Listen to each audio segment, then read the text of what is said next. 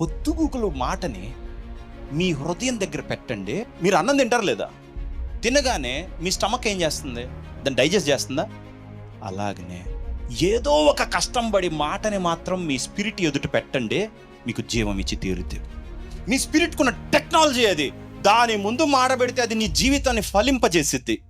అది దానికి ఉన్న విధానం అది. మీ హృదయానికి వాక్యం ఇచ్చారంటే పనిచేస్తుంది.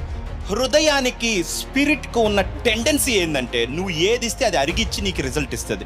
నువ్వు క్షీణించిపోతుంది ఎందుకంటే దాని ముందు నీ డౌట్లు, నీ ఫియర్స్, నీ బ్యాడ్ థింగ్స్ పెట్టావు, నెగిటివ్ థింగ్స్. అందుకని అది దాన్నే కంప్యూట్ చేస్తుంది. మీకు అర్థం అవుతుందా? సో దాని వాక్యంకి ప్రార్థన దాని ఎదుట ముందు పెట్టాలి. ఆత్మను దాని ఎదుట ముందు పెట్టావు అనుకుందాం.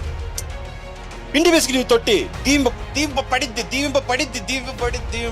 అది ఆటోమేటిక్గా తనంతట తాను అది ఫరో అతను నాకు ఉద్యోగం ఇచ్చిన టైప్లో ఆ వాక్యము నాకు ఉద్యోగం ఇచ్చిన